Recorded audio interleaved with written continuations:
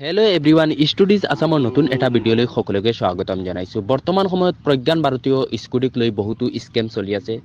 বৰ্তমান সময়ত ষ্টুডেণ্টৰ পৰা বহুতো ধন লুটি আছে বহুতো হেকাৰে। গতিকে এইসমূহৰ পৰা কেনেকৈ বাচিব, যিকোনো সময়ত আপোনাৰ ওচৰত এটা কল আহিব পাৰে আৰু অহাৰ পিছত সিহঁতে ক'ব আপোনাৰ পৰা ৩-৪ হাজাৰ টকা কেনেকৈ লুটিব পাৰে, এইসমূহৰ বিষয়ে গাইড দিব। গতিকে এইসমূহৰ পৰা কেনেকৈ বাচিব, এইসমূহৰ পৰা বচাৰ উপায় কি, আজিৰ ভিডিঅ'টোত আমি সম্পূৰ্ণ আলোচনা কৰিম। গতিকে ভিডিঅ'টো অলপো স্কিপ নকৰাকৈ প্ৰথমৰ পৰা শেষলৈকে চাই থাকক। ভিডিঅ' আৰম্ভ কৰাৰ আগতে যদি আমাৰ চেনেলটো এতিয়ালৈকে ছাবস্ক্ৰাইব কৰা নাই তেনেহ'লে চেনেলটো ছাবস্ক্ৰাইব কৰি ভিডিঅ'টোত এটা লাইক কৰিব।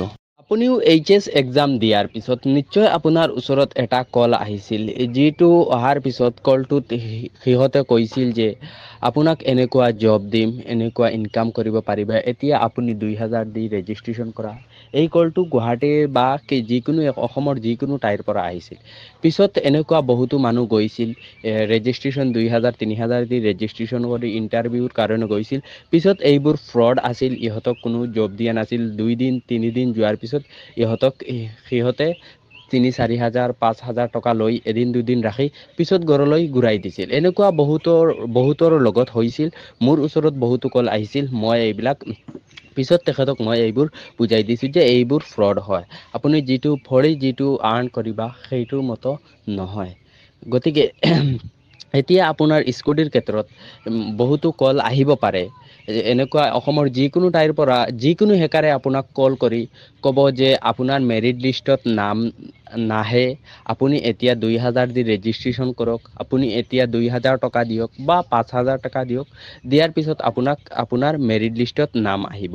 পিছত মেৰিট লিষ্টত নাম অহাৰ পিছত মানে ইহঁতক টকা দিলে ইহঁতে ক'ব যে মেৰিট লিষ্টত নাম আহিব। আপোনাৰ এইটো অট'মেটিক চৰকাৰে চিলেকশ্যন কৰি মেৰিট লিষ্টখন ডিষ্ট্ৰিক্টত পঠিয়াই দিব। আপুনি ইয়াৰ কাৰণে কোনো টকা দিব নালাগে আগতীয়াকৈ, মানে ইহঁতে কল কৰি ক'ব যে টকা দিবলৈ। পিছত মেৰিট লিষ্ট অহাৰ পিছত সিহঁতে আকৌ কল কৰিব পাৰে, যিকোনো এজন হেকাৰে কল কৰিব পাৰে। কল কৰি ক'ব যে এতিয়া আপোনাৰ মেৰিট লিষ্টত নাম আহিছে, আপুনি এতিয়া ৩,০০০ টকা দিয়ক, আমি ডিলাৰৰ পৰা কল কৰিছোঁ যে আপোনাক এতিয়া আমি গাড়ী দিম।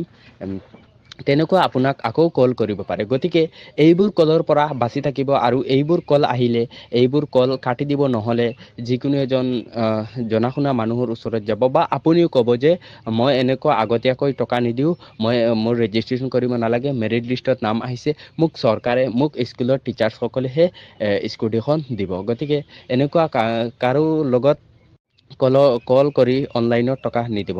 গতিকে এনেকুৱা কলৰ পৰা বাচি থাকিব। সকলোৰ ওপৰত মোৰ আশা আছে যে এই ভিডিঅ'টোৰ পৰা নিশ্চয় কিবা এটা জানিব পাৰিছে, ভাল ইনফৰমেশ্যন। আৰু এনেকুৱা ভাল ইনফৰমেশ্যন পাবলৈ আমাৰ চেনেলটো ছাবস্ক্ৰাইব কৰি ভিডিঅ'টোত এটা লাইক কৰি দিব। Thanks for